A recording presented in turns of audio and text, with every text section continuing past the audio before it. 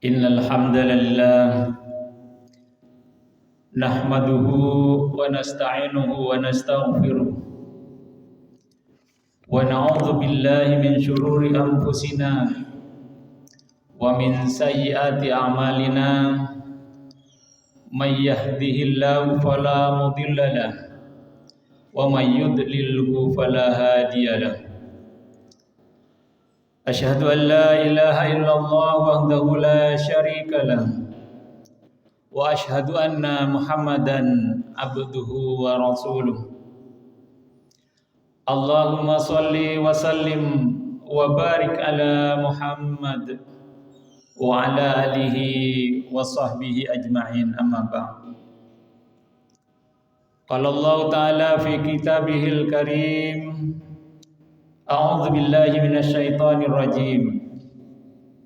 Bismillahirrahmanirrahim. Ya ayyuhalladzina amanu taqullaha haqqa tuqatih wa la tamutunna illa wa antum muslimun. Hadirin sidang Jumat yang dimuliakan Allah,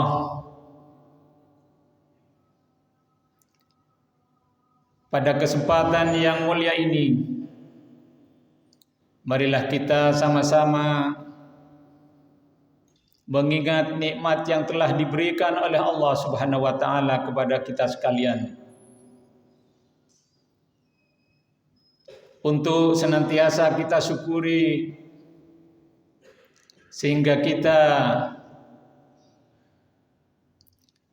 benar-benar menjadi orang yang bertakwa kepada Allah Subhanahu wa taala. Nikmat yang kita rasakan saat ini adalah kita dapat menghadiri untuk melaksanakan ibadah salat Jumat pada hari yang berbahagia ini. Tentu ini nikmat yang amat besar yang diberikan oleh Allah Subhanahu wa taala kepada kita sekalian, karena kita telah memenuhi perintah Allah. Kemudian pada kesempatan yang mulia ini, kami mengajak kepada hadirin dan juga hadirat, dan juga kami yang menyampaikan khutbah ini,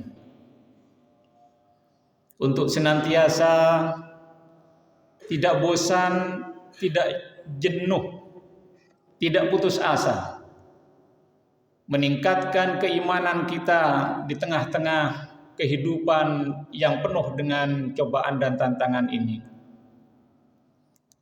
meningkatkan kadar ketakwaan kita kepada Allah Subhanahu wa taala.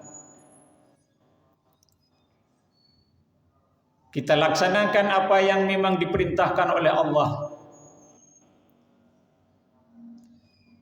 dan kita jauhi dengan usaha yang maksimal untuk meninggalkan, menjauhi apa yang telah dilarang oleh Allah Subhanahu wa taala. Dengan demikian insyaallah kita akan menjadi hamba yang mulia di sisi Allah, yaitu hamba Allah yang muttaqin, yang menempati posisi yang sangat mulia di sisi Allah Subhanahu wa taala. Inna akramakum indallahi atqakum. Tentunya ini menjadi cita-cita kita semua. Hadirin sidang Jumat yang berbahagia, pada kesempatan ini kami ingin menyampaikan untuk dijadikan renungan bagi kita sekalian dalam rangka upaya kita memperoleh kebahagiaan di dunia ini dan juga kebahagiaan di akhirat nanti.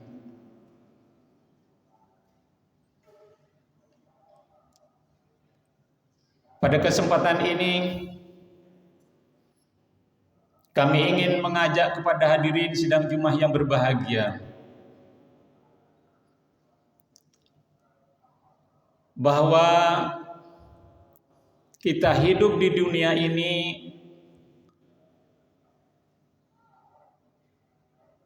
tidak akan lepas daripada bagaimana kita mengupayakan diri kita menjadi orang yang sehat, sehat jasmani dan sehat rohani.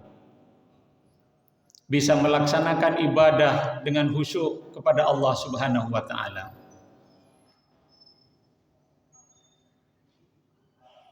Dan bagaimana kita berusaha untuk meningkatkan ketakwaan kita kepada Allah Subhanahu wa taala.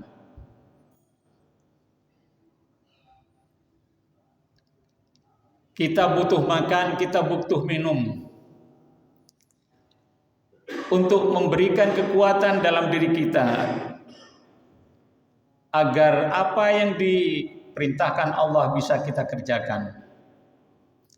Nah, Islam mengajarkan kepada kita bagaimana pola makan kita, pola minum kita, sehingga kita menjadi orang yang sehat lahir dan batin dan memperoleh kebahagiaan di dunia dan kebahagiaan di akhirat kelak.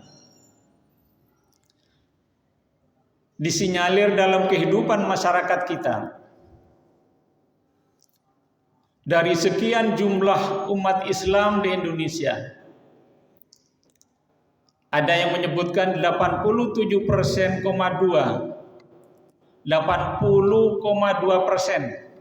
umat Islam di Indonesia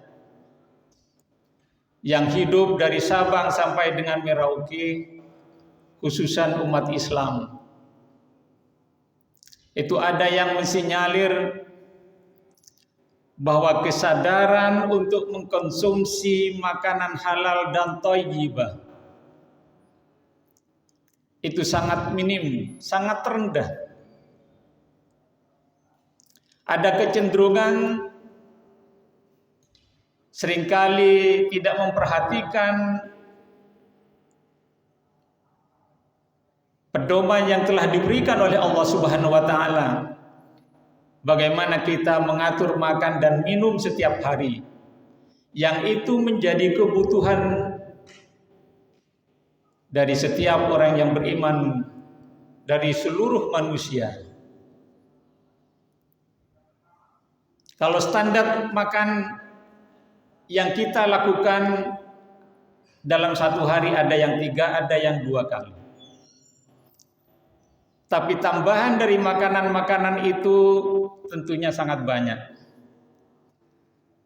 Inilah yang menjadi perhatian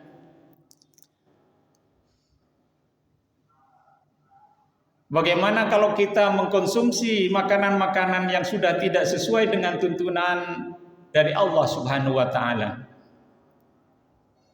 Untuk itulah pada kesempatan ini mari kita jadikan renungan sehingga kita semakin waspada, semakin hati-hati dalam mengkonsumsi makanan di tengah-tengah masyarakat kita. Allah mengajarkan kepada kita di dalam surah Al-Baqarah ayat 168. A'udzu billahi minasyaitonir rajim. Ya ayyuhan nas kulu mimma fil ardi halalan thayyiban wa la tattabi'u khutuwati syaitan innahu lakum aduwwum mubin. Allah Subhanahu wa taala memerintahkan kepada manusia, wahai manusia, kulu mimma fil ardi halalan thayyiban. Makanlah sebagian makanan di bumi yang telah diberikan oleh Allah Subhanahu wa taala yang halal bagi kamu, dan juga makanan yang baik. Wala tattabi'u khutuwati syaitan. Jangan mengikuti cara-cara makan setan. Jangan mengikuti langkah-langkah setan, petunjuk-petunjuk setan. Innahu lakum aduwwum mubin. Karena setan itu musuh yang nyata bagi kalian. dari rizki yang telah diberikan Allah kepada manusia di permukaan bumi ini. Allah memerintahkan agar kita hanya mengkonsumsi makanan yang halal dan thayyib. Makanan yang baik, yang memberikan manfaat kepada tubuh kita, manfaat kepada akal fikiran kita, manfaat terhadap tenaga kita, dan manfaat terhadap kekuatan energi dalam diri kita. Itulah thayyib, makanan yang baik. Majelis Tarjih Muhammadiyah Pusat memberikan makna thayyib itu adalah makanan yang mengandung, yang berkualitas, yang bermanfaat terhadap seluruh kebutuhan dari umat Islam. Untuk itulah maka Allah mengingatkan, jika kita sudah melakukan konsumsi makanan tiap hari, makanan yang haram yang kita konsumsi tiap hari, maka berarti kita sudah mengikuti langkah-langkah setan. Tentu kebahagiaan akan sulit untuk diraih di dunia ini, lebih-lebih nanti di akhirat kelak. Di dalam surah yang lain Allah juga memerintahkan, surah Al-Maidah ayat 5, A'udzu billahi minasyaitonir rajim, wa kulu mimma razaqakumullah halalan thayyiban wattaqullaha alladzi antum bihi mu'minun. Yang artinya, dan makanlah apa yang telah diberikan oleh Allah kepadamu sebagai rezeki yang halal dan yang baik, dan bertakwalah kepada Allah Subhanahu wa taala yang kamu beriman kepadanya. Ayat ini menjelaskan bahwa ciri orang bertakwa adalah mereka yang senantiasa setiap hari, setiap saat memperhatikan kehalalan dari apa yang dia makan tiap hari. Ada kesadaran untuk mengendalikan pola makan yang kita lakukan. Barulah kita termasuk orang bertakwa ketika mengikuti petunjuk Allah Subhanahu wa taala. Kemudian pola makan yang kedua yang perlu juga kita perhatikan,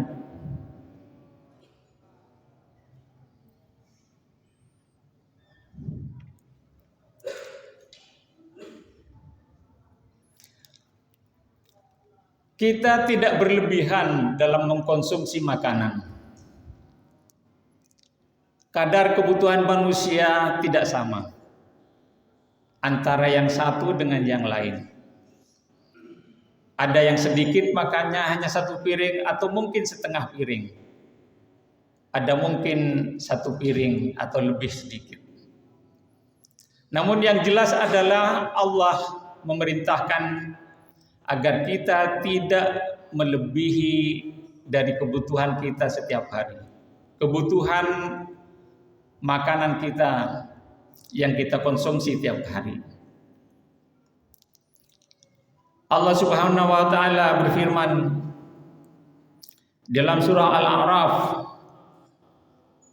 ayat 31, wa kulu washrabu wa la tusrifu innahu yuhibbul musrifin. Makan kita jangan sampai berlebihan. Makan dan minumlah kata Allah Subhanahu wa taala, tetapi jangan berlebihan. Wala tusrifu innahu la yuhibbul musrifin. Sesungguhnya Allah tidak menyukai orang-orang yang bertindak berlebih-lebihan. Hadirin sidang Jumat yang dimuliakan Allah Subhanahu wa taala. Manusia memang butuh makanan, tetapi kadar kemampuannya ditentukan oleh Allah Subhanahu wa taala. Namun karena punya kelebihan, apakah uang, karena seleranya senantiasa terus meningkat, maka lupa kepada perintah Allah Subhanahu wa taala. Untuk itu Rasulullah sallallahu alaihi wasallam mengajarkan kepada kita sekalian agar kita makan, kata Rasulullah sallallahu alaihi wasallam, sepertiga untuk makan dalam perut kita, sepertiga untuk minum, dan sepertiga lagi untuk kita bernafas. Barulah ketika itu kita lakukan sebagaimana yang dicontohkan oleh Rasulullah sallallahu alaihi wasallam, hidup kita adalah menjadi hidup yang sehat dan tentunya diridhai oleh Allah Subhanahu wa taala, memberikan kebahagiaan di dunia wal akhirah. Rasulullah menyampaikan dalam sebuah hadis, anna Rasulullah sallallahu alaihi wasallam ma mala adamiyun wa a'a syarran min batnihi.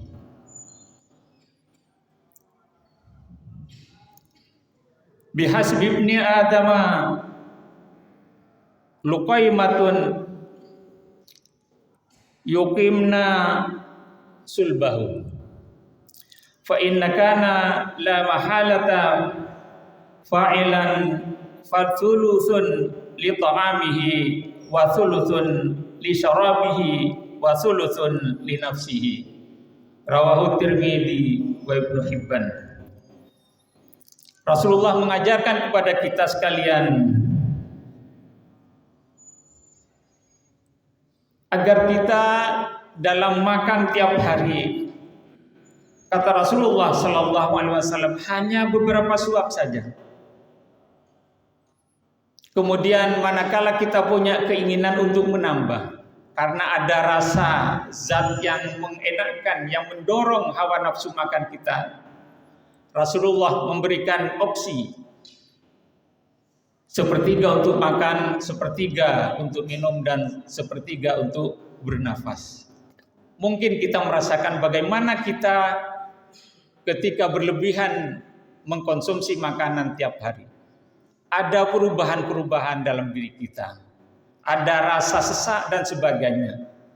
Itulah mungkin yang kita perhatikan dalam kehidupan ini.